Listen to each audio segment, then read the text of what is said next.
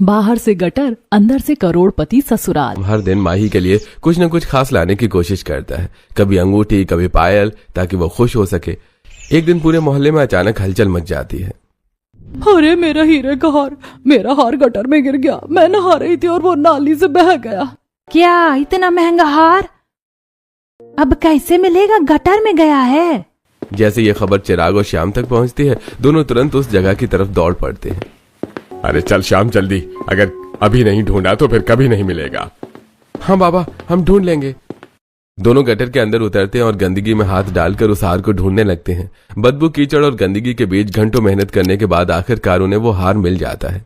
अरे बाबा, मिल गया, देखो मिल गया हार। अरे देखा, मेहनत कभी खाली नहीं जाती। लेकिन श्याम वो हार सीधे सुषमा को नहीं देता, वो उसे घर लेकर आता है। माही देखो, आज तुम्हारे लिए क्या लाया हूँ। ये तो हीरे का हार है। ये कहाँ से मिला? गटर में मिला। सच में? कुछ देर के लिए माही के चेहरे पर खुशी आ जाती है। ये बहुत सुंदर है। लेकिन फिर उसे याद आता है कि यह सब गटर से आया है और उसका चेहरा फिर से उतर जाता है। लेकिन ये सब माही, ये सब तुम्हारे लिए है। माही कुछ पल के लिए खुश होती है, लेकिन फिर वही उसकी जिंदगी की सच्चाई उसे परेशान करने लगती है। मैं कब तक ऐसे जी पाऊंगी?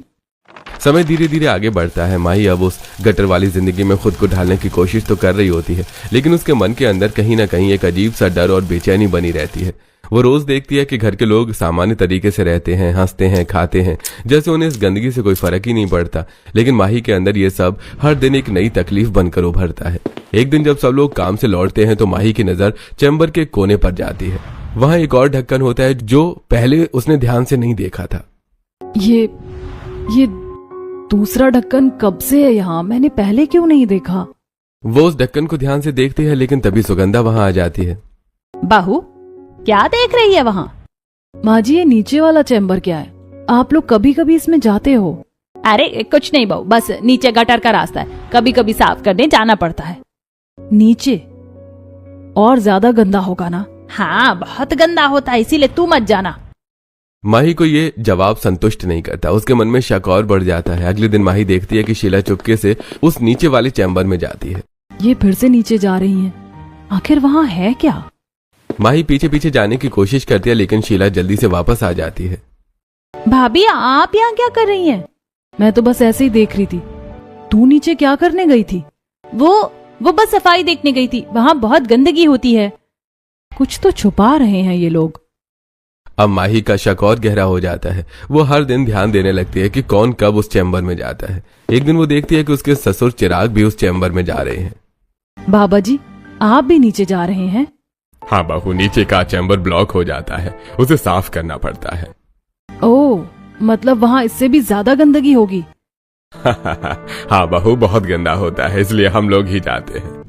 नहीं, मैं वहाँ कभी नहीं जाऊंगी। आप लोग ही जाकर साफ कर लिया करो।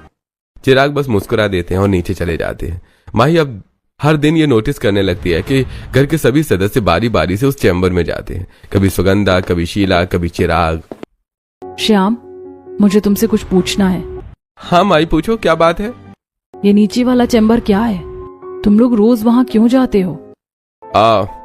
माही, मैंने बताया ना, वो गटर का ही हिस्सा है, उसे साफ करना पड़ता है। लेकिन रोज रोज इतना भी क्या गंदा होता है?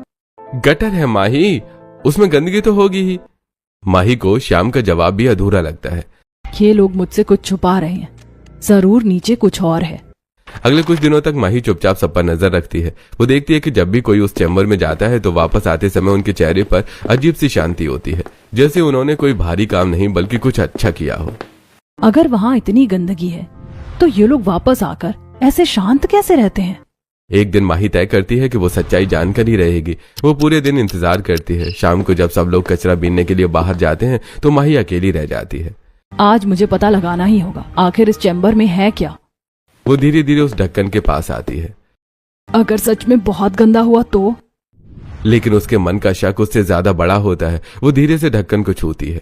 हे भगवान, क्या सच सामने आने वाला है? जैसे वो ढक्कन खोलने की कोशिश करती है, अचानक पीछे से आवाज आती है। माही! माही डरकर पीछे मुड़ती है। माँ जी, वो मैं तो बस। बहू, मैंने कहा था ना, वहाँ मत जाना, बहुत गंदा है। माँ जी, आप लोग मुझसे कुछ छुपा रहे हैं। हर चीज जानना जरूरी नहीं होता बहू, समय आने पर सब पता चल जाएगा। माही चुप हो जाती है, लेकिन उसके मन में सवाल और भी बढ़ जाते हैं। अब उसकी नजर हर समय उस चैम्बर पर रहती है। चाहे जो हो, मैं सच जानकर ही रहूंगी।